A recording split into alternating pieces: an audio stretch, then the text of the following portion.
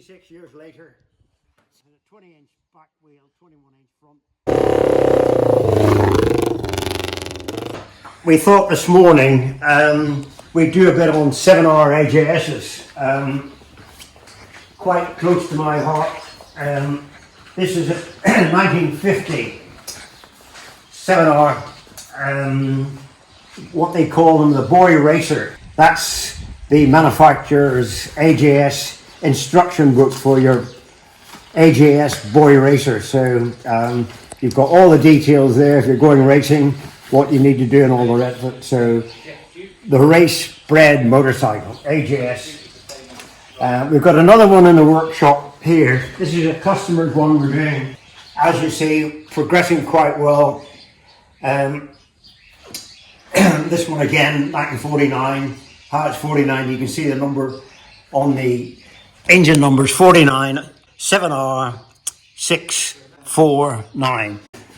We've had the tank repainted, so looks quite good. Class job. The mounts are here and here. So there you go. Tank on, seat on. Pretty bike, so it's coming along. As soon as we get the front wheel back, we will finish off the restoration, number plates, etc.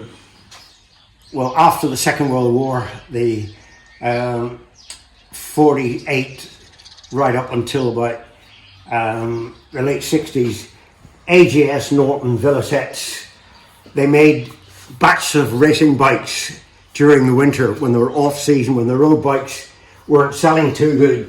So you place your order if you were good enough, because they were in very short supply, because they only made probably 40 each winter. AJS made about 40, Norton's made about 40. Velocets were starting to go downhill, they'd probably only make 10 or 15. So this was one of the best bikes to have when I started racing. I started in 53, 54. There you go. You probably recognize the rear number on that one, 51. Well, it so happens that the bloke who signed wrote that in 1954. You're standing next to him, because I've rewritten that one there with the old brush. So there you go. You can still write the old numbers. Nice like that. So you've got the same shape there. So 66 years later, same bloke wrote the number plates. Happy race. Couldn't believe it. There's yours truly coming over the finishing line in the main street in Cookstown 100, winning the race. There he is, posing for the value. Number 51 again.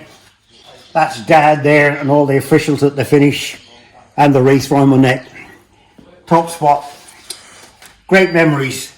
And a few alterations that I did while, if you look at the photographs closely, I was always trying to improve the performance. So if you look at the photograph there, you'll see they've got a bigger front scoop on it, and believe it or not, I've still got some of my experimental ones.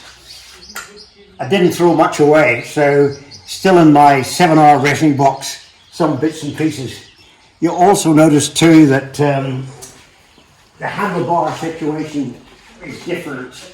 With the improvement, those are very high bars. So if you look at, that was later handlebars, so these were actually 53, 54, just as I started to race, so that meant you could get lower down on the bike. The handlebars weren't so high up, so they call those the swan necks. So bit of old stock there. You might like to listen to this. When we were racing, to take the back wheel out of the 7R was horrendous job. The bloke that designed it couldn't have made it more difficult if he had tried. So what Miller used to do, he used to cut your sprockets in two like that. So what you could do, you just unbolt. You got all those studs and bolts there, undo those, bolt that on there, so you could change the gear ratio quickly without ripping the bike half apart. So put that in your black book, a good tip if you're racing 7 hours. This one, as I said, they only probably made about 30 each winter racers, and that clarifies that, because the engine numbers in those are very, very similar. So the Nortons were the same.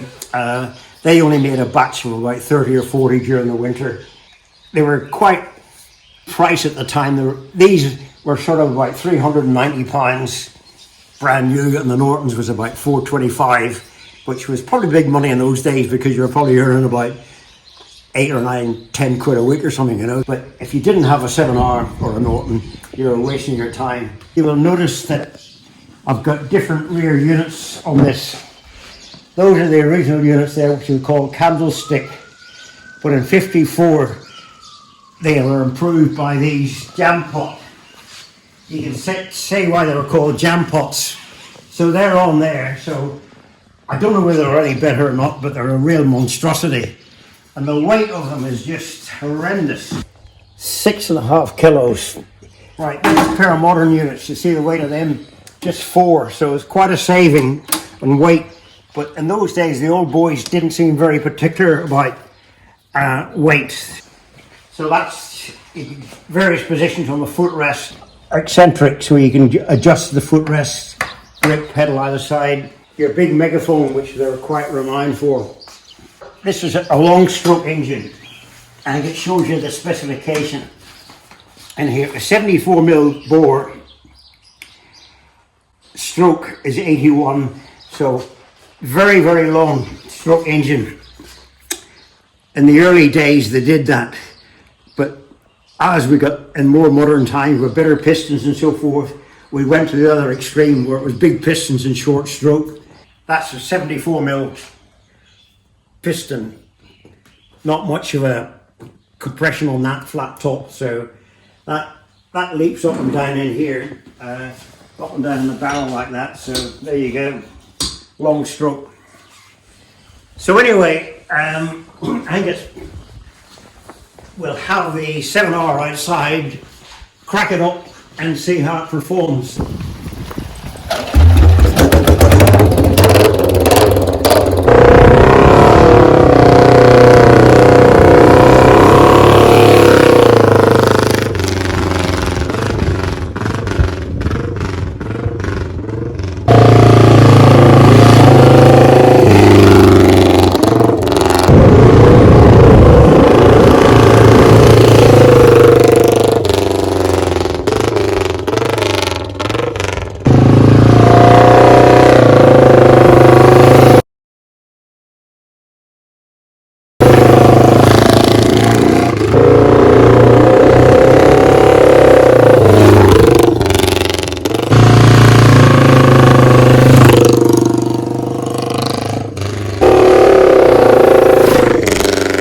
The 7R fired up.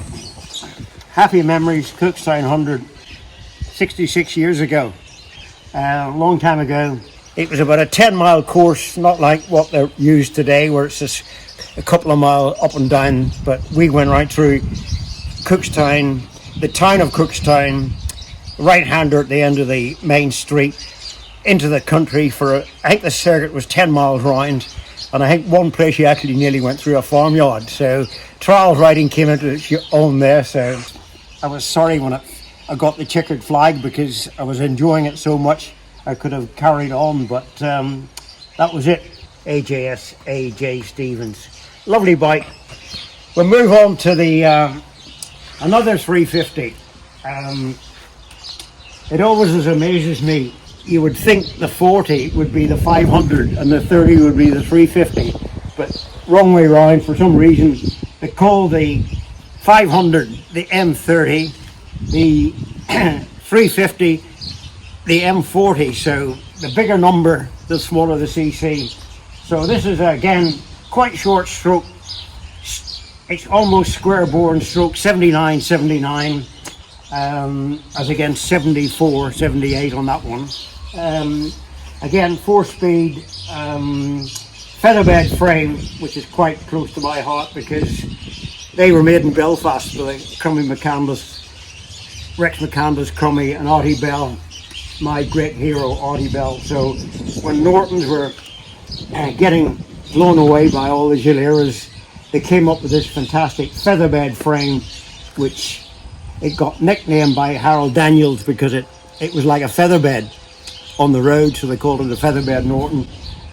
Great duplex frame, wonderful road holding, really transformed the Norton from a old garden gate camel to a featherbed handling bike. So raced one of these quite successfully in Ireland, won the Munster 100 on it in Cork, 56, run it Ulster Grand Prix right up there with them, and great bike, and handled a treat.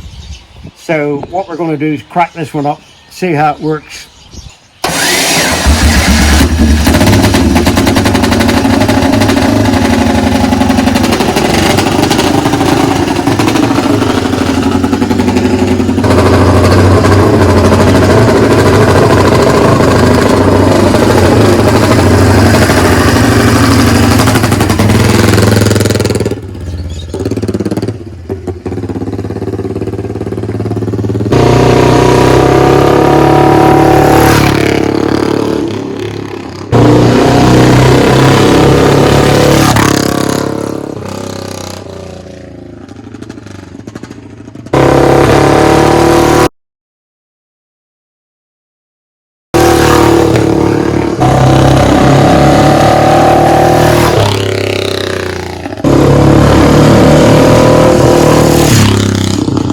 Couple of production racers out of the museum, still work quite well. A little bit of clutch slip on the 7R, but we'll have a look at that sometime. We use them in parades, Goodwood and Mallory 1000 bikes and Knockhill climb and so forth. So it's nice to give them an airing. It's not good for bikes to stand a long time without being fired up and brought into life again. So good day to run them up. So happy with both of them, and we'll put them back to bed again. As you see, smaller wheels. In the early days, the bikes had big wheels. That's a 21-inch front wheel on the 7R. That's an 18-inch on the Norton. So the idea was to try and get the height of the bikes down and lower the bikes, less wind resistance, and not so much up in the air, floating about, more or less down below, centre of gravity. Get the centre of gravity down for better road holding. So that is a 20-inch back wheel, 21-inch front. This is 18 and 18, so all the bikes, even today, they're going smaller, 17-inch wheels and so forth. So progression, smaller wheels. Right, that's it.